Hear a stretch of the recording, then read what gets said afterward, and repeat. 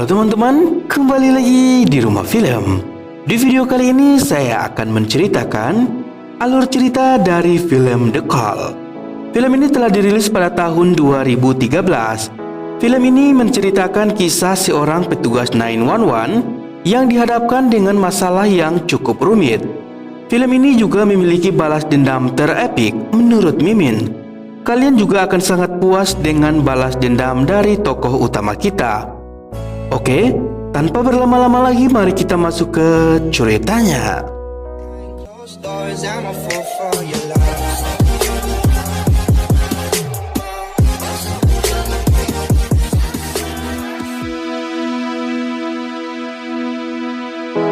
Di awal film kita diperlihatkan dengan para petugas 911 yang terlihat sedang sibuk dengan pekerjaannya, yang dimana pekerjaan mereka adalah menerima telepon darurat dari warga Amerika. Scene kemudian berpindah yang memperlihatkan Jordan Thaler. Seperti hari pada biasanya, ia melakukan aktivitasnya sebagai operator 911 dengan sangat baik. Tak lama kemudian, dia menerima panggilan dari seorang gadis yang bernama Leah. Dari sinilah awal mula mimpi buruk bagi Jordan. Leah menelpon 911 karena rumahnya dimasuki seorang pria tak dikenal. Leah sangat panik dan hanya bisa menangis ketakutan. Di sisi lain, Jordan sang operator berusaha menenangkan Leah dan mengirimkan polisi ke rumahnya. Lalu pria tersebut memaksa masuk dengan cara memecahkan jendela. Dengan alasan keamanan, Jordan pun menyuruh Leah untuk mencari kamar dan mengunci pintunya. Leah pun berlari ke lantai atas dan memasuki kamarnya. Namun setelah sampai ternyata pintunya tidak bisa dikunci.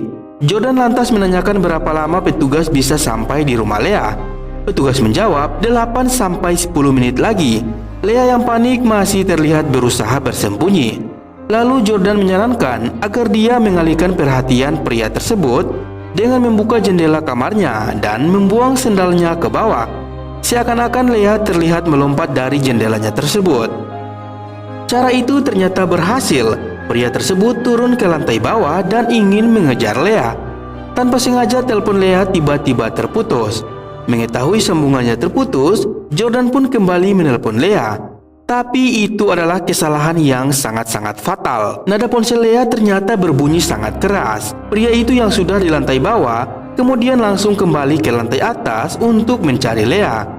Dan ya, pria tersebut berhasil menemukan Leah yang sedang bersembunyi di bawah kasur. Jordan secara tidak langsung telah membiarkan Leah tertangkap oleh pria itu. Dia pun menjadi panik dan meminta pria itu agar tidak menyakitinya. Pria itu sesaat terdiam dan tiba-tiba mengatakan, "It's already done." Pria itu pun langsung memukuli Leah dan panggilannya pun terputus. Jordan yang mengalami hal tidak mengenakan tersebut langsung pergi dari meja kerjanya. Dia lalu pergi ke ruang istirahat dan di sana Jordan terlihat sangat depresi dan merasa bersalah atas kejadian tersebut. Melihat Jordan yang terlihat stres, bos Jordan pun menghampirinya dan menanyakan apa yang sedang terjadi. Jordan hanya bisa menjawab kalau dia hanya kurang fokus saja. Sedikit info, pekerjaan sebagai operator 911 tidak boleh terlihat emosi dengan para penelpon karena ditakutkan akan mengganggu proses kinerja dari operator 911 itu sendiri. Keesokan harinya, terlihat Jordan sedang berjalan menuju ke meja kerjanya dengan ekspresi yang masih trauma. Setelah kembali bekerja, tiba-tiba saja Jordan dikagetkan dengan berita penemuan mayat wanita. Yang tak lain dan tak bukan itu adalah Leah di awal film tadi. Jordan hanya bisa terdiam dan syok atas insiden tersebut. Kemudian, Paul kekasih Jordan datang menghampirinya untuk memberinya semangat. Jordan lalu curhat dengan Paul atas apa yang menimpa dirinya. Jordan mengatakan kalau dia sudah tidak sanggup bekerja sebagai operator lagi dan dia ingin berhenti saja. Singkat cerita, 6 bulan berlalu setelah kejadian tersebut. Kita akan diperlihatkan dengan dua gadis remaja yang sedang jalan-jalan di sebuah mall. Sementara itu, Jordan terlihat sedang mengonsumsi obat penenang. Semenjak kejadian itu, Jordan menjadi orang yang suka cemas berlebihan. Kemudian scene berpindah yang memperlihatkan Jordan sedang mengajari operator junior. Dia sedang mengajari operator junior karena dia akan meninggalkan posisinya. Di situ Jordan menjelaskan bagaimana tipe-tipe penelpon 911. Di sisi lain, kita kembali diperlihatkan dengan dua gadis remaja tadi yang kini sedang makan. Setelah selesai makan, mereka pun berpisah di sini. Saat gadis berbaju kuning hendak pergi, dia tidak sengaja menemukan HP temannya yang tertinggal di meja. Dia pun membawanya dan sesampainya di parkiran, gadis itu tiba-tiba saja dibius oleh orang tak dikenal. Ketika terbangun, gadis itu pun mendadak panik karena menyadari dirinya yang tiba-tiba berada di bagasi mobil. Dia pun langsung menelpon 911. Di sana operator yang dekat dengan Jordan yang menerima panggilan tersebut. Panggilan itu tidak lain berasal dari gadis yang disekap di bagasi mobil tersebut. Karena operator itu baru bekerja, jadi masih kaku dengan keadaan tersebut. Dia pun ikut panik dan tidak tahu harus berbuat apa. Sementara itu Jordan yang masih trauma awalnya ragu-ragu untuk membantunya. Tapi akhirnya dia menggantikan posisi operator baru tersebut. Setelah itu Jordan berusaha menenangkan Casey, gadis yang diculik tadi. Casey yang panik menjadi sangat gugup dan membuat Jordan kembali mengingat traumanya. Melihat Jordan yang kembali menjadi operator, bos Jordan pun menghampirinya dan menyuruh Jordan untuk tarik nafas terlebih dahulu. Dia lalu menyemangati Jordan kalau dia bisa melakukannya. Dan akhirnya Jordan pun berhasil menenangkan Casey dan mulai mencari informasi. Jordan menanyakan informasi terkait orang yang menculiknya agar polisi bisa melacak keberadaannya. Berbagai cara pun dilakukan untuk mencari keberadaan Casey. Sementara itu Casey yang melihat ada cat di bagasi mobil lalu memecahkan lampu belakang mobil dan menumpahkan cat tersebut agar nantinya polisi bisa melacak keberadaannya. Lalu sang penculik terlihat berhenti karena ada lampu merah. Kemudian ada seorang pria yang memberitahukan kepada sang penculik kalau bagian bagasi mobilnya menumpahkan sebuah cat. Sang penculik langsung sadar dan panik akan hal itu. Setelah lampu hijau, pria yang menculik Casey pun langsung bergegas pergi dan meninggalkan orang itu. Sang penculik mencari tempat sepi untuk menepi dan memeriksa bagasi mobilnya. Setelah bagasi dibuka, Casey yang takut pun berteriak sekencang-kencangnya agar pria tersebut tidak menyakitinya. Namun pria tersebut malah mengancam Casey dengan obeng agar tidak bersuara. Pria yang menculik Casey ini masih belum sadar bahwa Casey masih menelpon dengan operator 911. Karena takut Casey akan berteriak, sang penculik kembali mengambil obat bius yang digunakan sebelumnya untuk membuat Casey pingsan. Di saat ingin membiusnya, tak lama kemudian datang seorang pria yang memberitahunya soal chat tadi. Sang penculik pun auto panik. Dia memasukkan obat biusnya ke kantong lalu mengambil obeng dan menaruhnya di saku yang lain. Di sini dia mengatakan bahwa tutup kaleng catnya terbuka. Sementara itu Casey diancam dengan obeng di pipinya agar dia tidak berteriak. Namun pria yang memberitahunya tadi merasa aneh dengan tingkah laku pria itu. Setelah memasuki mobilnya, pria tersebut hendak menelpon 911. Akan tetapi, sang penculik tiba-tiba memukul kaca mobil tersebut. Lalu si penculik memukul pria itu sampai pingsan seketika. Kemudian dia langsung memasukkannya ke dalam bagasi bersama Casey. Sang penculik lalu membawa kabur mobil pria tersebut. Tak lama kemudian, polisi pun datang dan menemukan mobil penculik sudah dalam keadaan kosong. Casey kembali menghubungi Jordan dan memberitahukan semua hal yang terjadi sebelumnya. Casey memberitahukan Jordan jika mereka telah berpindah mobil. Di saat Jordan meminta informasi tentang mobil itu, pria yang dipukuli sang penculik tiba-tiba terbangun. Dia pun berteriak meminta tolong. Sadar akan hal itu, sang penculik pun menepi dan membawa obeng di tangannya. Setelah bagasi dibuka, sang penculik langsung menusuk pria itu hingga tewas seketika. Kemudian dia mengancam Casey dan mengatakan bahwa ini adalah peringatan terakhir. Scene kemudian berpindah kepada Paul yang telah menemukan pecahan botol kaca, yang dimana sebelumnya dibawa oleh si penculik tadi. Si Paul ini adalah seorang polisi dan dia juga kekasih dari Jordan. Ia lalu memberikan pecahan tersebut kepada tim forensik untuk mengambil sidik jari. Tim forensik pun berhasil menemukan identitas dari penculik Casey tersebut. Penculik itu bernama Michael. Dan setelah mengetahui identitasnya dan alamatnya, polisi pun langsung pergi ke rumah Michael untuk mencarinya. Sesampainya di sana, polisi langsung menggeledah rumah Michael. Dan ternyata Michael ini sudah berkeluarga dan dia juga memiliki 2 orang anak. Selama penggeledahan, Paul menemukan foto-foto wanita yang tampaknya itu adalah kakak perempuan dari Michael. Kalian ingat saja foto ini karena ada hubungannya dengan konflik dalam film ini. Kemudian Paul melihat sebuah tulisan di sebuah bingkai, yang dimana kurang lebih adalah isi curhatan Michael untuk kakaknya yang sudah meninggal. Scene kemudian berpindah yang memperlihatkan Michael berhenti di sebuah tempat yang entah di mana. Kemudian dia membuka bagasi mobilnya dan membawa Casey keluar dari mobil itu. Namun saat membawa Casey keluar, Michael melihat sebuah handphone yang terhubung dengan 911 selama 1 jam lebih. Balik lagi kepada Jordan yang memberitahukan kalau polisi sudah tahu siapa dirinya. Dia memberitahukan kalau polisi sekarang sudah ada di rumah bersama dengan keluarganya. Kemudian Jordan mengatakan agar tidak menyakiti Casey dan membiarkan dia pergi serta menyerahkan diri ke polisi. Michael lalu terdiam sesaat dan tiba-tiba mengatakan, kemudian sambungan telepon pun diputus.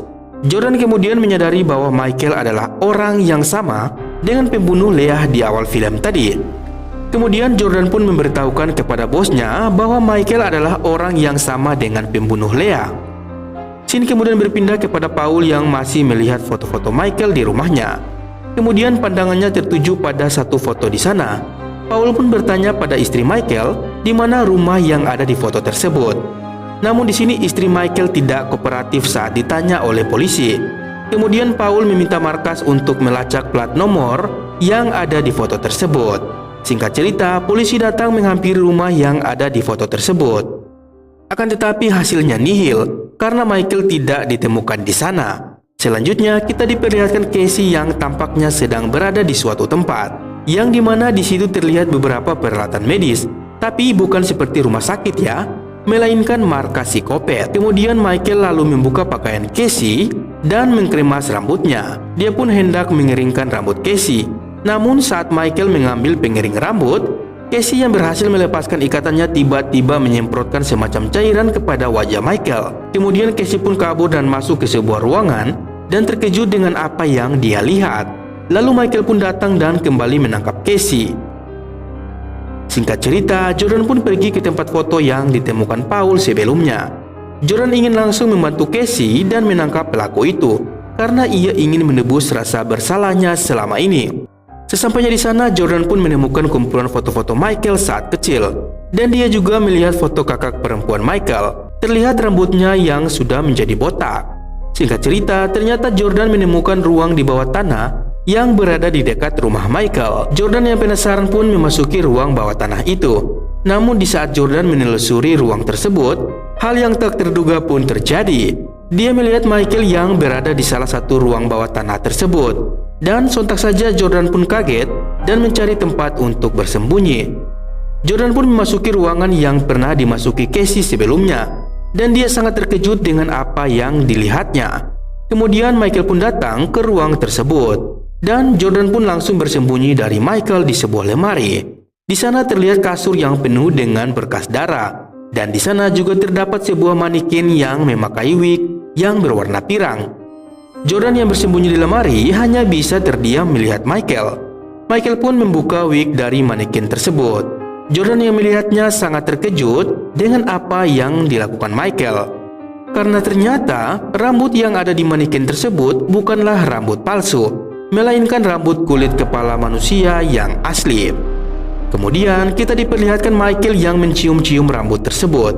Sedikit info, rambut itu ternyata milik Leah yang dibunuh di awal film tadi, karena masih terdapat sebuah pita yang ada pada rambutnya. Michael pun membawa rambut itu ke lemari pendingin. Di sana kita bisa melihat beberapa rambut berwarna pirang yang ada di sana, dan nampaknya korban Michael bukan hanya Leah saja. Sini kemudian berpindah yang memperlihatkan Paul melakukan pesan suara kepada Jordan untuk memberitahunya atas temuan yang polisi temukan di hutan. Polisi akhirnya menemukan sebuah mobil yang dipakai Michael sebelumnya. Di sana mereka juga menemukan pria yang ditusuk oleh Michael. Scene kemudian berpindah yang memperlihatkan Michael yang tampaknya akan melakukan pemotongan kulit kepala kepada Casey.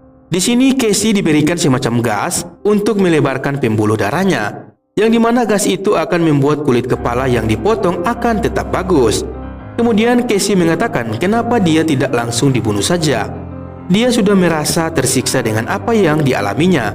Michael pun menjelaskan kalau dia membunuh Casey, maka rambutnya akan ikut mati juga. Oleh karena itu, Michael selalu mengambil rambut korbannya di saat korbannya masih hidup. Setelah itu, Michael pun melakukan pemotongan, namun beberapa detik kemudian, Jordan pun datang dari belakang dan langsung memukul kepala Michael hingga pingsan. Melihat Michael yang pingsan, Jordan pun langsung membuka ikatan yang diikatkan kepada Casey. Namun tak lama kemudian Michael pun terbangun dan menceburkan kepala Jordan ke wastafel yang penuh dengan air. Di saat Jordan hampir kehilangan kesadarannya, tiba-tiba Casey menyabet wajah Michael dengan gunting. Michael yang marah pun berusaha mengejar mereka berdua. Akan tetapi Jordan dan Casey berhasil melumpuhkan Michael. Melihat Michael yang pingsan, Jordan pun berniat menghubungi 911. Tapi di sini Casey tiba-tiba menghentikannya dan memberitahukannya sebuah ide. Saat terbangun, Michael sudah dalam kondisi terikat. Kemudian Casey dan Jordan pun datang menghampirinya. Di situ Jordan mengatakan bahwa Michael bisa saja menyerahkan dirinya saat ada kesempatan. Dan kemudian Michael pun sadar bahwa Jordan adalah si operator 911. Dan ia menanyakan kapan polisi akan datang. Mereka berdua pun saling melirik satu sama lain dan mengatakan kalau tidak akan ada polisi yang datang. Casey akan membuat pengakuan kalau Jordan menemukan dirinya di hutan dan Michael sendiri telah kabur melarikan diri. Jadi intinya mereka akan mengikat Michael seperti itu hingga dia wafat kelaparan. Mendengar hal itu, Michael pun marah dan mengatakan kalau Jordan hanyalah seorang operator dan tidak bisa melakukannya. Kemudian di sini Jordan mengatakan kalau dia sudah melakukannya. Kata-kata ini yang selalu dipakai oleh Michael sang penculik. Dan film pun selesai.